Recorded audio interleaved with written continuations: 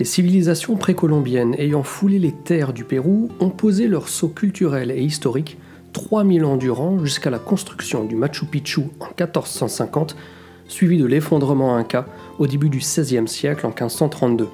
L'empire inca, à son apogée, constituait une force culturelle, sociale, économique et architecturale absolument stupéfiante, s'étendant sur près d'1 million de kilomètres carrés, du Chili jusqu'au sud de l'Équateur, en passant par la Bolivie et le nord argentin.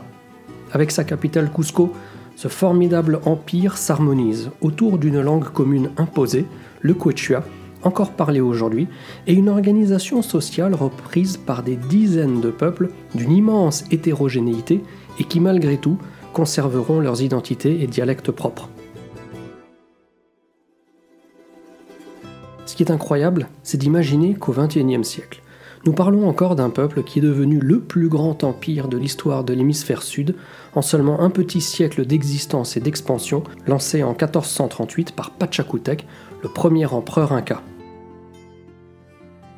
Le génie inca, ça a été aussi de s'inspirer des forces des civilisations précédentes sur leur terre, tout en s'adaptant à la grande diversité topographique des régions occupées.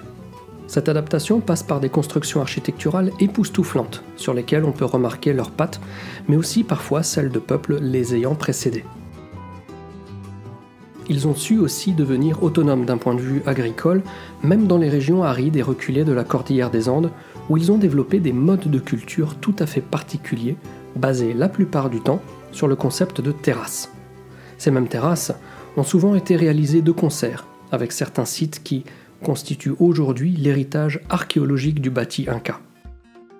Ainsi, nous retrouvons à Tipon, par exemple, un système complexe de répartition des eaux, un site qui vaut son pesant d'or à lui tout seul et auquel j'avais consacré une vidéo il y a quelques années déjà. Si vous désirez approfondir le sujet, vous trouverez le lien de cette vidéo dans la description. Il y a également Pisac, et ses immenses terrasses agricoles, encore utilisées aujourd'hui, surplombant la vallée sacrée juxtaposée à un site archéologique tout à fait étonnant.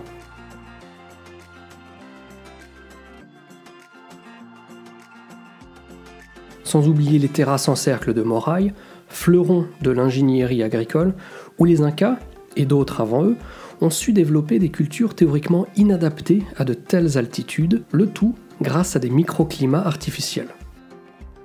Au-delà de leur génie architectural, Moraï est peut-être leur plus incroyable réussite.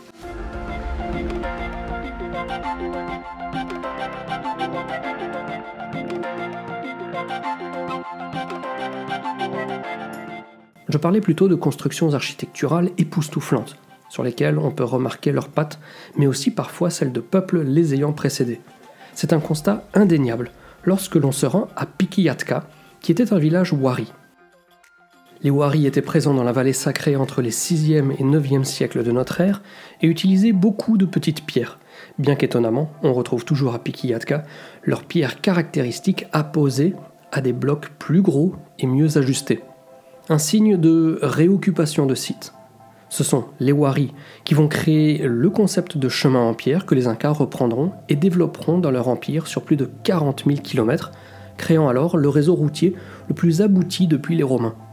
En effet, permettre au peuple de se déplacer dans l'Empire était essentiel au bon fonctionnement de ce dernier.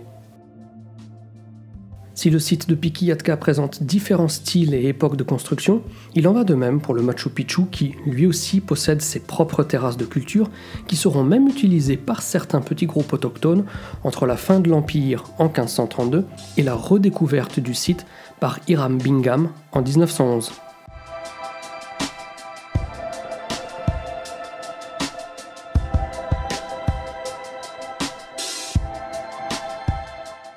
Quand on réfléchit, il est certain que la chronologie de l'Empire peut paraître frappante. Jugez plutôt. L'intégralité de l'expansion et du rayonnement inca a duré moins longtemps que le temps qui s'est écoulé entre la redécouverte du site en 1911 et aujourd'hui. Et tout ça sans la roue ni le fer. Quelles qu'en aient été les différentes époques et étapes de construction passées, pendant le règne inca, le Machu Picchu était la résidence impériale de Pachacutec, qui en aurait demandé la construction en 1450. Selon certains, cette demande fut motivée par la découverte de vestiges en ruine, plus massifs et plus anciens, L'endroit parfait pour une résidence impériale au cœur d'un décor époustouflant digne de science-fiction. Toutefois, ce n'est pas parce que l'empereur y vit que rien d'autre ne s'y passe. Le Machu Picchu, c'est aussi une petite communauté urbaine d'1 millier d'habitants environ, et on l'a dit avant, un lieu de cultures agricoles, mais aussi de cérémonies et d'observations astronomiques. Motivé par les récits des conquistadors et aidé par le National Geographic qui finance alors sa première mission archéologique, Hiram Bingham, en 1911, se met en tête de retrouver ce qui était décrit comme Vilcabamba, la cité perdue des Incas. En quechua, Bamba signifie la plaine. C'est ainsi que par exemple, la plus grande ville actuelle de la vallée sacrée des Incas s'appelle Urubamba, la plaine aux araignées, avec ses 3000 habitants. Galvanisé par sa récente découverte historique, Bingham est le plus heureux des hommes, le plus heureux des explorateurs, le plus heureux des chercheurs et souhaite poursuivre ses études une fois de retour aux États-Unis à l'université de Yale. C'est la raison pour laquelle il demande au Pérou, par des courriers sincères et passionnés, de pouvoir ramener certains artefacts afin de les analyser. Une fois que Bingham achève sa carrière, toutefois, l'université de Yale ne renverra pas les artefacts et il faudra attendre 10 ans de procédure judiciaire entre 2001 et 2011 pour que les précieux objets soient restitués au Pérou, juste à temps pour la célébration du centenaire de sa découverte, ou plutôt redécouverte. Dans la lignée de ce que nous disions en début de vidéo, le Machu Picchu lui aussi présente un réseau très complexe de gestion des eaux. Les connaissances que nous en avons ont pu être récemment approfondies par la technologie du LIDAR, cette méthode de télédétection à infrarouge qui avait aussi pu percer certains secrets enfouis sous la jungle de temples d'Amérique centrale, notamment au Belize et au Guatemala, mais aussi dans les temples en Asie du Sud-Est, au Cambodge. Si les Incas semblaient être d'immenses ingénieurs, agronomes et architectes, bref, de grands techniciens, ils n'en étaient pas moins de grands êtres spirituels qui vivaient en harmonie avec la nature, le ciel et les divinités, par une pensée basée sur la dualité. Cette dualité a pour principe que les opposés ont besoin de se croiser pour que la vie avance et que quelque chose de neuf puisse être créé. Cette dualité, c'est ce qu'on appelle le Tingui, un concept né à la base en Asie du Sud-Est. L'homme et la femme, le soleil et la lune, le bas, le haut, bref, le Tingui est presque un concept alchimique.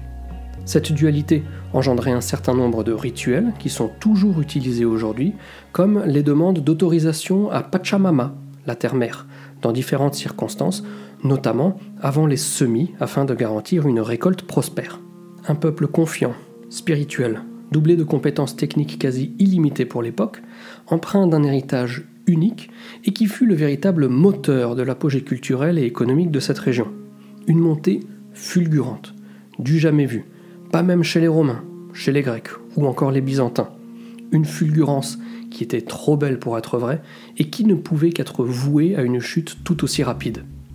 Quand la triste chute de l'Empire intervient lorsque les conquistadors espagnols arrivent, l'Empire est déjà en guerre civile.